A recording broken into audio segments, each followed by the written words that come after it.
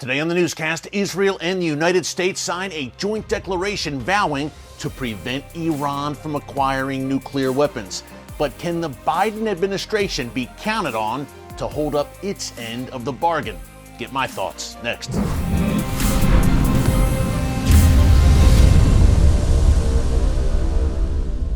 Hey folks, Eric Stakelbeck here. Welcome to the Watchman Newscast. Can the Biden administration be trusted when it comes to Iran's nuclear weapons program? That's the big question, yet again, looming over Joe Biden's trip to the Middle East this week. Now, right now, as I come to you on Thursday, July 14th, he is still in Israel. He arrived yesterday. He'll be there until tomorrow when he wraps up his visit with a meeting with Palestinian Authority President Mahmoud Abbas and a visit to a Palestinian-run hospital in the eastern half of Jerusalem. Then Biden moves on to Saudi Arabia, literally with hat in hand, asking the Saudis, or should I say pleading with the Saudis, to increase their output of oil production in order to get oil and gas prices down here in the United States just in time for the midterm elections in November. So a very eventful trip, to say the least. We broke it down for an hour straight yesterday here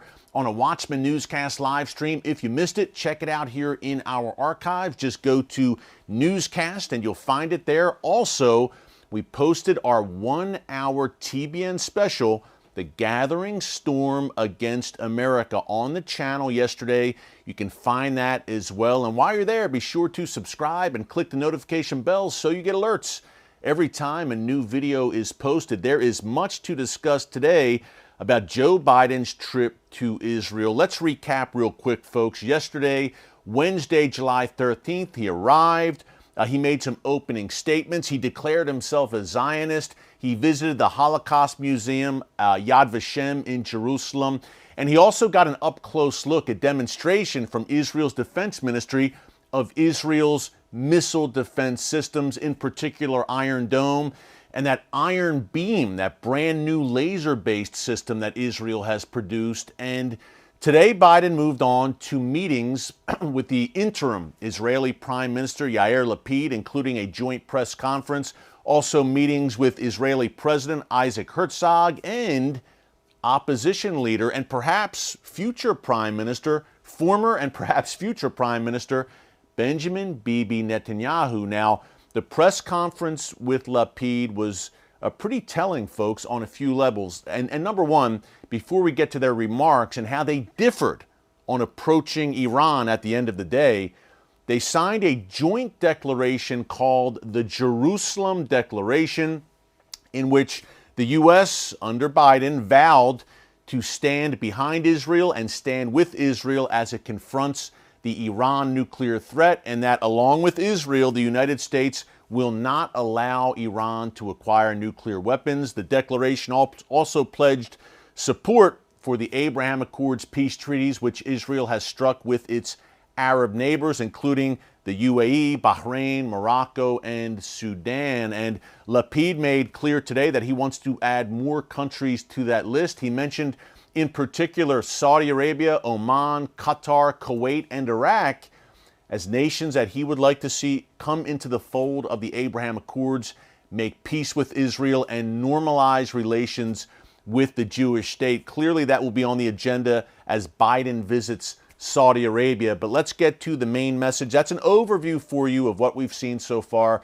But let's get to the main message of today's newscast and really this trip: Iran and Iran's nuclear weapons program. Now, yesterday, Joe Biden gave an interview to Israeli TV, Channel 12 in Israel, saying, hey, the United States is willing to use military action against Iran's nuclear facilities to prevent the Iranian regime from acquiring the bomb, but only as a last resort. Now, folks, I think everyone would agree that, hey, before you resort to a military option, you try to exhaust every option, right? Diplomatic, everything you can to avoid going to war or at least conducting a military strike. But I don't think you want to transmit that and broadcast it to your enemies, because the Iranian regime is watching that interview and they're saying, he's not serious. He's not going to do anything. He made very clear, he stressed, only as a last resort.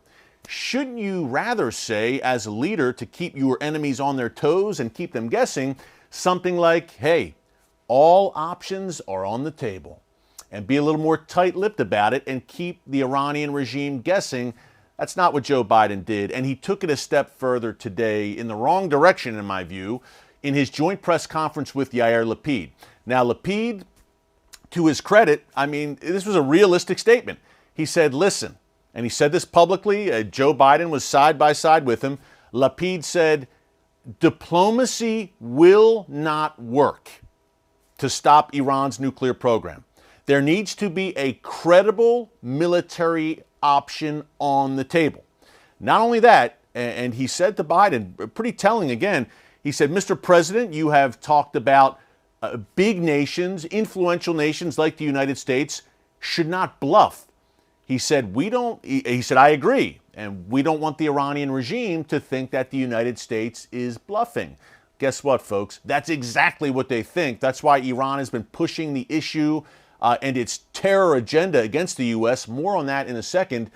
But Lapid was pretty clear there. Diplomacy, look, we've exhausted every diplomatic option at this point with the Iranian regime. Clearly, they're not stopping their rogue behavior, their drive for the bomb, their support for terror across the region, their development of ballistic missiles and intercontinental ballistic missiles, which, by the way, could one day reach the United States. Biden's response? Well, look, the military option, last resort, it's on the table, but we believe that the best way to resolve the Iranian nuclear crisis is through dialogue and diplomacy.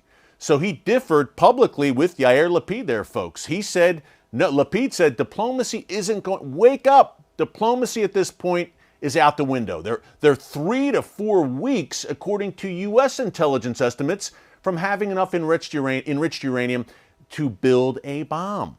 Lapid is being realistic here, as are other Israeli leaders. And Biden said, no, look, we think diplomacy still has a chance. It's the way to go. Folks, color me highly skeptical. And I think that was the wrong message to transmit. Number one, it showed, although both leaders said, hey, there's no daylight between us, that showed daylight. It shows that Israel and the U.S. are in a different place when it comes to the best way to confront Iran's nuclear weapons program. Do you trust this administration to have Israel's back, particularly when it comes to Iran's nuclear program? I do not, I'm sad to say, for 4 reasons in particular. Number one, Joe Biden was the vice president. He was the number 2 man in the U.S. government under Barack Obama, who I believe was the most anti-American U.S. president in American history. And look no further than the waning days of the Obama administration in late 2016, where behind the scenes, reportedly, the Obama administration helped advance anti-Israel legislation at the UN General Assembly. And then when the vote came up, the U.S. abstained. They usually, in previous years, for decades, the U.S. would stand against these insane anti-Israel resolutions at the UN. But under Obama, his parting shot before he left office, the U.S. abstained very conveniently. And again, they reportedly helped put this legislation together behind the scenes. Now, Joe Biden was vice president in that administration. Where was he when all of that was going down? Secondly, Joe Biden was vice president during and very supportive of the first incarnation of the Iran nuclear deal in 2015. Third, he wants to revive that deal. Why is that problematic? Why does that hurt my trust, to say the least, in this administration? Because what those deals, 2015, and if a new one is revived, God forbid, what those deals do is provide billions and billions of dollars in sanctions relief to the Iranian regime, and by extension, its proxies like Hamas and Hezbollah. Folks, look, those billions of dollars that go into the pockets of Iran's ayatollahs will not go to build schools and playgrounds and hospitals in Tehran. They will go to destroy schools and playgrounds and hospitals in Israel and elsewhere in the region. So 3 reasons where I say, man, not a good idea. Third, well, that's a combined, I guess, 2015, 2022. We'll put those together, both incarnations of the Iran deal. Third, of course, Shortly before entering office, Joe Biden took the Houthis, that Iran-backed terror outfit in Yemen, off the terror blacklist. Big mistake, emboldened the Houthis. Fourth, and perhaps in many ways most importantly on a world scale in the image of the U.S., Afghanistan. Joe Biden, around this time last year, July 2021, vowed Afghanistan will not fall to the Taliban. We won't allow it, and we will leave no Americans behind.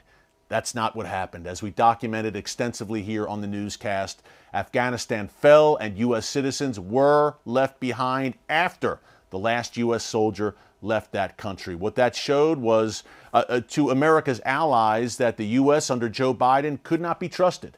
And to its enemies, they smelled blood. They were emboldened by the Afghanistan fiasco. Thanks for joining us here today on the Watchman Newscast. Until tomorrow, God bless you. And remember, never hold your peace. Hey everyone, thanks for checking out the Watchman Newscast. If you enjoyed this episode and want to see more, make sure you go ahead and hit the like button, click subscribe, and tap the bell icon to turn on notifications for new Watchman Newscast episodes every weekday.